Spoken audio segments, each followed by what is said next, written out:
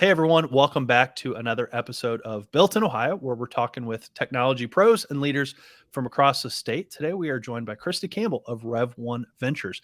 Heads up the operations team there, has been a fantastic partner of Ohio X and a bunch of our work for a couple years now since we've been in action. But Kristy, even though Ohio X is a bit newer to the scene, Rev1 Ventures is not, but you are based in Columbus, operate throughout Central Ohio, although I know invest in companies well outside of Ohio too. But if you could just tell us a little bit about what Rev1 does, and then we'll kind of dive into your role specifically. Sure. Well, first of all, thank you so much, Chris, for having me on the show. I love Ohio X and what you're doing and really the awareness that you're bringing to the tech community. So thank you for having me. Rev1 Ventures is a venture development organization, and we're really focused on combining services and capital really to help high growth companies, primarily here in Central Ohio, but also in the broader state of Ohio in Midwest. Really, our core mission is to help entrepreneurs build great companies and also to help our corporate base to be innovative and also to really connect with startup technologies. That's awesome. Yeah. And tell us a little bit about your background. I know you head up operations. How long have you been working with tech, with startups in kind of this realm as part of your career? Yeah, so I'm born and raised here in Ohio. I actually grew up in Marion, Ohio, which is just a rural area about 45 minutes north of here, and went to Ohio University and got my MBA at Ashland, and was really always sort of interested in technology. Started out more with advertising and marketing bent, but as I started to connect with companies, it was really interesting to see the ways that they were growing their business and acquiring customers. And then in the mid 90s, I actually saw an opening for a company that was doing some really interesting work in the wireless software space. And that was the company that brought me down to Columbus, and really never looked back since. That company was it was one of two companies that brought what we now know text messaging to the market, which dates me a little bit. So this was 1996. But to be able to see a product like that come in and completely disrupt a market and completely disrupt the way that we communicate, I was hooked and went on to, exited that company, sold to a large UK consulting firm. And under a year, I went on to a series of startups, oftentimes in the first handful of team members, oftentimes along the ride when they were able to access capital and build and grow the business. The last startup that I worked for prior to Rev1 was actually a company called Manta Media, which at the time had secured, I think, the largest seed round in the region.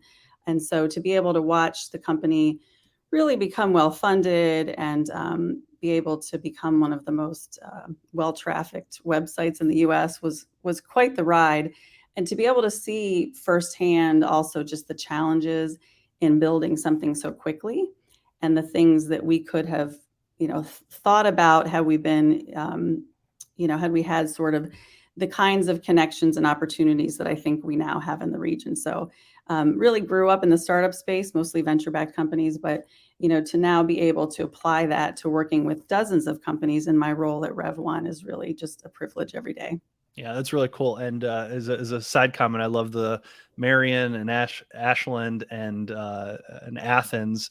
As someone who also comes from a media, marketing, communications background, I've in previous jobs and in previous life, I've gotten to travel the state, and so all those little communities, I've been to them, and especially also worked with like their newspapers, so like the Marion Star and Ashland and Athens. So it's whenever people kind of mention the smaller towns outside the 3 Cs, I always get excited because there's always a story with one of them. Yes, well, and great places to Yeah. grow up and to learn also. Yeah, absolutely. You mentioned kind of one of the bigger exits and kind of, or the startup valuation and fundraises, but kind of more pivoting towards the growth of Central Ohio, Columbus specifically, when it comes to being kind of recognized as a tech hub. You've had a front seat to it, and that's something where it seems like, especially in the past few years, and would be curious on kind of your perception and take on it, because as we've gotten to talk with a lot of people on shows like this and in others, it's been neat to kind of see what people pull away and extrapolate. And then, kind of looking towards the future, like what is the next 5 or 10? But I guess kind of to wrap up a large question there is, what has a front seat been like for you to see this growth that we've had, whether it's startup, valuations, and then, you mentioned even some of the corporate innovation that Rev1 is getting into, and, big companies are coming here, innovation districts. So just what's it been like watching it all with the front seat that you have at Rev1? Well, it's been amazing because as I mentioned, with the sort of being on the startup side, you're in that role, you're just very focused on building the business and the next thing that happens with that. But when you get to work in more of an economic development or venture development aspect, you get to see all of the pieces come together, and that was really what was the impetus to building Rev1 and to being able to look at the opportunity that our region had, right? These amazing research institutions, universities, a very diverse corporate base, both from the types of industries, but also, the ability for them to engage in the community. And to see all of those sort of ingredients and to be able to have a front seat to help bring them together, to surround entrepreneurs and innovators with resources, has been, again, just a huge privilege. I think, as we look at how far we've come, I think it's important for everyone to just realize, this has not happened overnight, right? There have been so many partners and parties at the table, from, One Columbus and the Columbus Partnership, and, Jobs Ohio and the Ohio Third Frontier, and all these corporate and economic development partners. I mean, they're all in on a strategy for helping to build homegrown innovations here, and then to be able to leverage that community to attract others. So it's been very intentional, and it's working. When our CEO was recruited to Columbus in the 2013 timeframe, the big ask was, hey, do you think we can raise a $5 million, institutional venture fund? And that had never been done before. And now you fast forward to 10 years later, we have 130 million capital under management that's very focused on the pre-seed and seed stages. And, that's nowhere where we want to ultimately be, but it's a huge step forward when you think that now 140 more companies have had investment and the ability to get started and grow. And from that, that's where you start to get the goodness that we're all starting to see.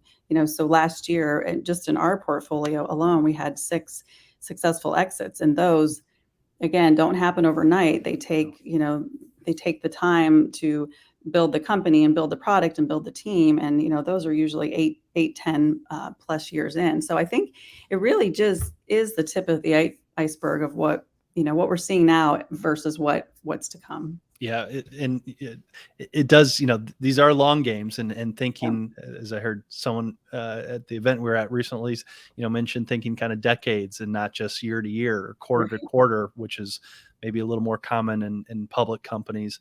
But then you mentioned 2013, and that almost seems like yesterday in some ways. So time flies, but it's also, it is a long time when you think about it. Yeah. So what is the next 5 to 10 or 15? So let's do 10 years. So we just talked 2013 to today.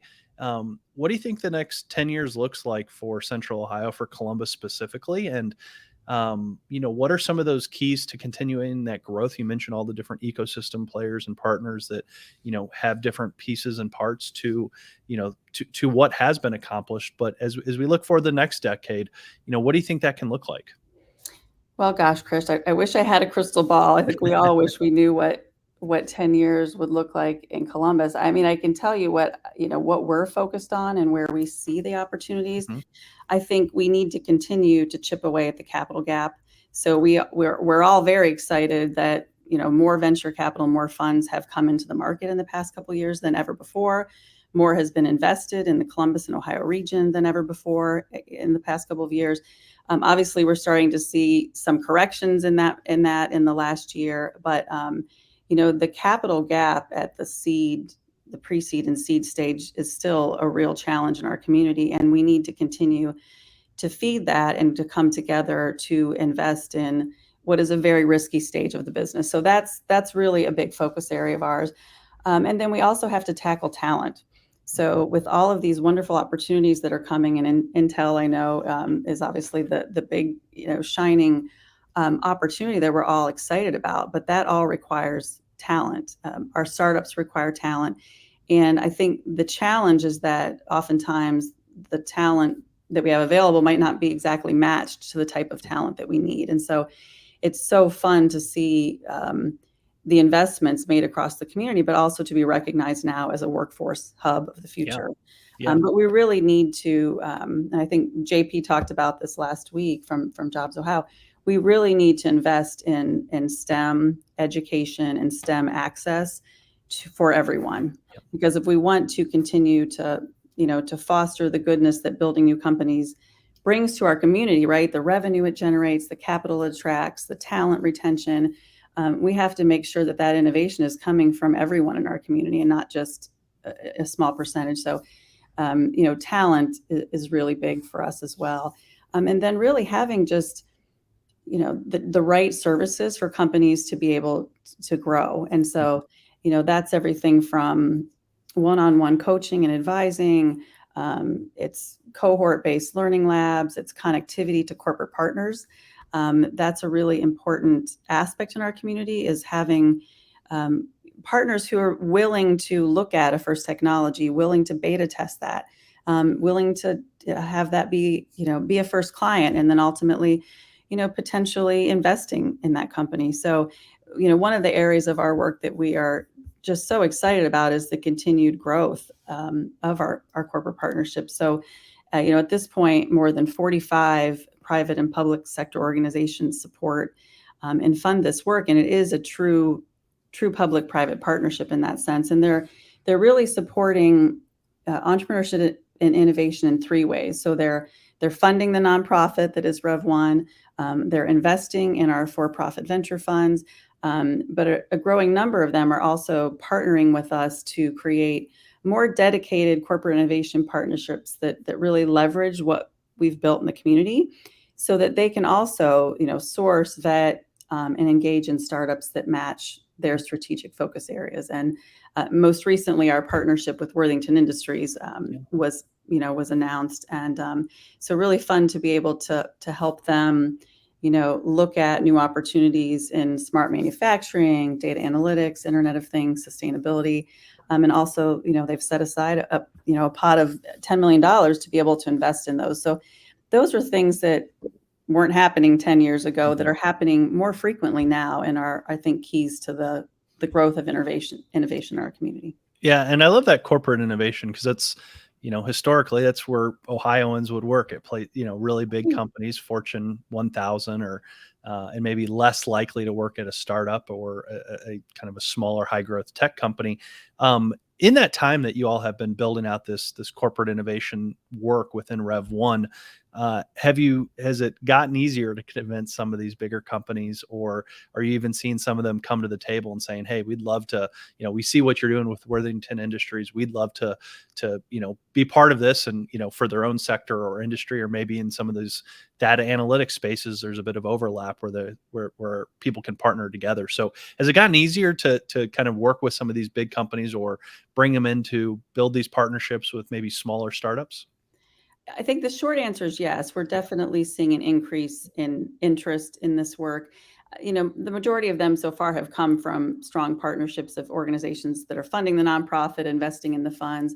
But really, the initial work is to help get alignment on, how they want to use innovation within their organization, and how far along they are. Because we really our work is best serving organizations that they fundamentally know that they know their market inside and out. That's not what they're coming to us for. They're coming to us because they don't know how to work with, or are challenged in working with external startups or external technologies, and doing that in a way that can be structured where, you're fostering the growth of that, and not, potentially creating a relationship that's hard to manage for a startup. So it's pretty easy for us to vet sort of organizations that primarily want to look at external technologies to help them, strengthen their organization, or to look into new markets. And so being able to articulate that has gotten easier. And, talking about the capital side, the corporate side, and then you also mentioned the talent side of, part of that recipe, and it's kind of twofold. One is increasing, opportunities, especially for Central Ohio residents or Ohioans that, historically may have not had these opportunities because tech really hasn't met them at this opportunity and education wise. So especially kind of in the DE&I space, and increasing increasing opportunities for all Central Ohioans, all Ohioans. Can you talk a little bit about the work that y'all are doing there? Sure. This is an area that I'm really, really passionate about. So I appreciate you focusing in on this. So, from our standpoint, if our goal is to build homegrown businesses here that are successful and growing, then we really need to care about the fact that companies that have diverse leadership are going to be more successful, right? They generate more revenue, they're more capital efficient. And so that is just built into how we think about our work. But what we also know is that underserved entrepreneurs face many challenges, right? Lack of access to networks, lack of access to, really culturally competent mentors who have been there and done that. And then ultimately, it's the lack of access to capital to start and build the business. And that includes that early friends and family funding. And so, we really focus on three key areas in this work because we know, as a 40-person nonprofit, we can't tackle some of the bigger issues. So we've really chosen to be focused. We really play an advocacy role. So when I talked earlier about the importance of STEM education and, women and people of color having access to STEM and technology, that is a very, something that we really use our platform for to advocate for. Secondarily, we see ourselves as really a connector of the entrepreneur support organizations in the community. So if there's an organization in the community that is supporting entrepreneurship and innovation, we really want to be that connector and that hub so that when we're all out in the community, understanding what entrepreneurs or would-be entrepreneurs are working on, we can more easily connect them into someone that can help them. And communities that have that really connected ecosystem have much more success in doing that. And then the third area, we've chosen to just invest and put time and energy in a couple of very focused areas. So I mentioned that lack of access to friends and family funding. We partnered with the city and the county late last year to launch a diversity, equity, and inclusion grant fund. And it's simple. It's solely focused on providing non-dilutive grant funding to women and people of color who are forming businesses in our sweet spot that can be high growth and technology aspects, but that might not have access to that familial wealth to start the business. And so to date, we have funded 6 companies through that. The second area is that we're investing is in mentorship. We went after a grant from the EDA's Grow to Scale program. It was about 1.5 years ago, and we were able to secure that. And that has allowed us to bring to market a mentor program that is specifically focused on building a network of paid mentors that can align with the companies that we serve. So being able to pair experienced women mentors with women who are innovators in our program, being able to pair Black mentors with Black leaders and entrepreneurs in our program. And so we launched that about 1 year ago. We have 11 companies in that cohort. It's called the Grow to Scale Mentor Program. But that is something that we want to just build out and then continue to grow over time so that regardless of what flavor of entrepreneur you are, that when you come into our program, that you have access to folks who can meet you where you are and be more culturally competent to grow that.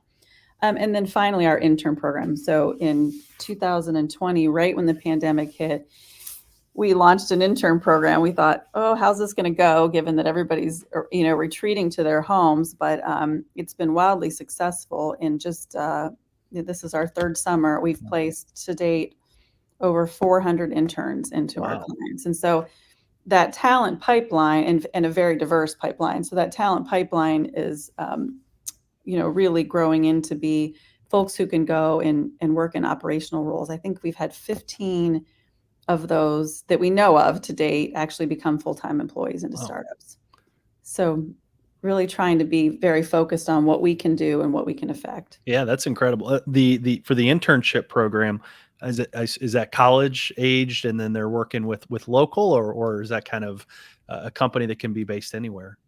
Yeah, so these would be all of our clients, which would have to be primarily Central Ohio, Sure. a handful of Ohio-based clients. This is a program that is supported through the Ohio Third Frontier. Okay. So they help us to fund that. We can fund up to half of the intern's salary or stipend. So that has been a wonderful program. We just kicked off, actually this week we're kicking off the summer cohort. So I think we've Okay. got 55 interns already in the first Wow. cohort.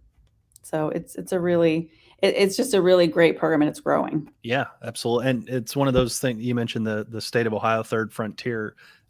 There's some big investments that have come there, which I think a lot of businesses don't know about because it's, there's government programs can sometimes be difficult to, one, find, and two, if they know if it applies. But some of the tech internships, the diversity internships that Third Frontier is doing, they're doing high school internships now.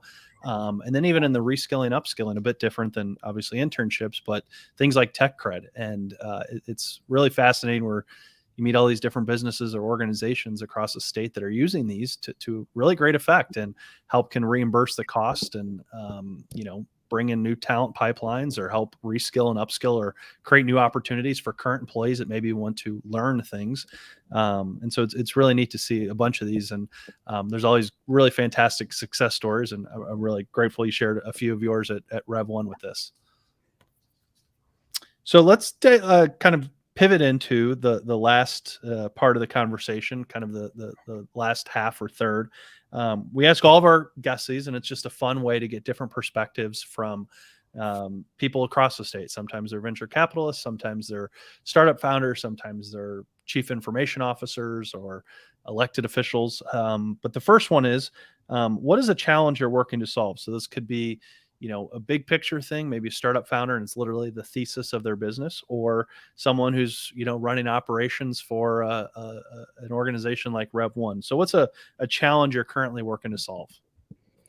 Well, I think that what I was just talking about around diversity, equity, and inclusion is probably the biggest challenge that we face, right? If we want to, continue to foster innovation and entrepreneurship, it needs to be innovation for everyone. And so I think figuring out ways to um, better connect the community and help to overcome some of these inherent gaps. And then I think the other one is really what we talked about earlier, which is that capital gap. We're very fortunate to be as far as we are, but we need to continue to double down on that, and as a community and as a state.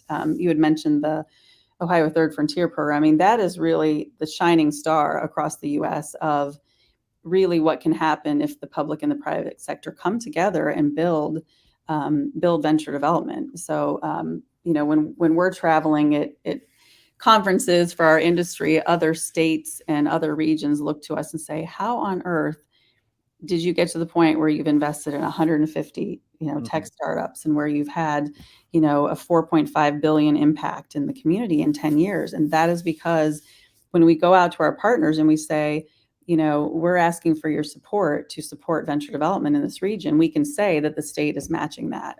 So, for us, it's, continuing that, chipping away at the capital gap and thinking about, what's next. And that, obviously, the hope is, and we believe, the state will continue to want to continue to support that. So those are a couple of the big things that we see in our future. Yeah, absolutely. And if you don't have the people to do it, if you don't have the money to innovate, because innovation takes money, we're kind of, we're Yes. missing the boat on the important stuff there. And you mentioned the uniqueness of the Ohio models. Same thing. Obviously, we're not an organization like yours, but there are Ohio X's in a lot of other states across the country. And one of the fun things has been getting to know them. And I'll actually be at a small conference with a bunch of the CEOs of other statewide groups like Ohio X is coming up later this week. And as I've gotten to talk with them over time, the Ohio model is definitely very unique and very interesting to them. And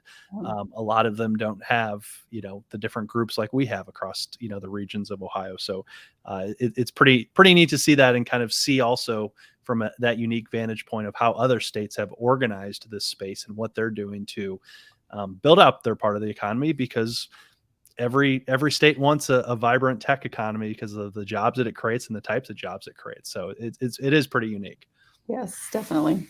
So, second question is a fun one. Favorite read, listen, or watch? So this could be a book, a podcast, or a show. And some of our answers are very technical and work related, and others have been over time. How people disconnect at the end of the day and shut off their laptop and spend time with family.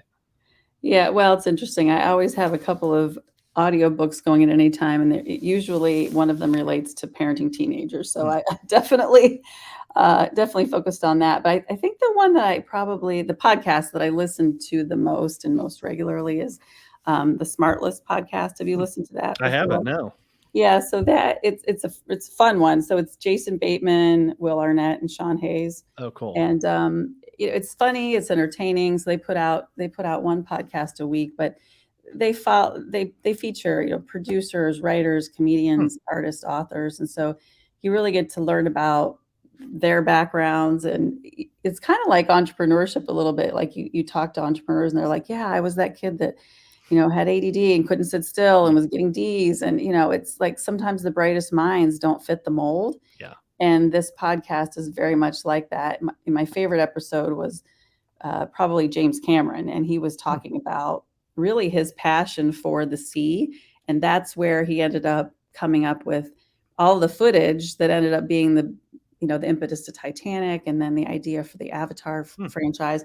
I mean, just fascinating people. And then obviously the three hosts all have a comedic side, so Yeah. it's just as funny as it is interesting. But that's probably my favorite listen. Oh, that's great. And I love that question, because I always get, it's like my podcast list or my like Amazon book list always gets longer after I ask You'll that love one. it.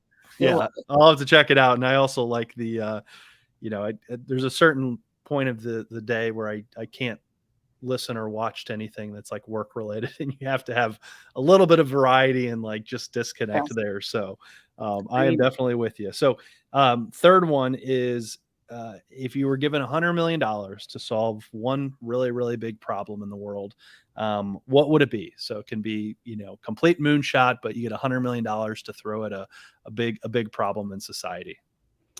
Well, for me, it would be, women's maternal health and women's health in general. I didn't have a great experience delivering my two children, and I think it's proven that the U.S. is pretty far behind other nations when it comes to how we think about just, managing, birth and childcare and everything, including natural childbirth options. And then when you factor in things like the fact that Black women are 3 times more likely to die from a pregnancy related cause than white women, you've just got a big unsolved problem in our country. And so I would want to tackle that. And that's probably, folks ask me, would you ever go back to a startup? And I say, I think my days of running one are over, unless it was a really well-funded startup that could be successful in this area. But I think there's a lot of reasons why the way we're organized will make it be very hard. So Yeah. Well, good answer, and thank you for sharing. And also, that's one that takes a lot of money to kind of change societal realities. So last two, they're kind of could be one and the same, but I'll ask it at the same time in case it sometimes the answer is the same. But the first one is favorite place in Ohio. So families coming in to visit, or you have a long weekend coming up. Where are you going? And then the second one is, what's your favorite meal? So kind of the same thing. If someone's coming into town, or maybe you're recruiting a company, a startup to relocate to Columbus, where would you take them? Yeah, well, it's pretty easy for me because I live up in the Dublin area, so I love the zoo, the park, the bike paths, and we spend a lot of time at Bridge Park. Yeah. So on pretty much every Friday evening, you'll find my husband and I just wandering up and down, and we're usually at the Pearl for happy hour on Fridays. So that's one of our favorites. It's really hard to beat the engine that Cameron Mitchell has created. And the customer service. When we were at the Pearl on Friday at 4:30, and we were walking in right when there were the team was high-fiving and getting ready for the night and talking about the excitement of the night, and it's just like, it's something special that we've created here, and to be able to test and grow all those businesses. So love Bridge Park and love the Pearl. Yeah, Pearl is it was one of our favorites too, and we tried to go to the one in Dublin because we liked the big glass wall that kind of Oh, overlooks the bridge and everything for Mother's Day. But Mother's Day it was completely booked, so we went to the one in the short north. But okay. great Yeah. happy hour and great food.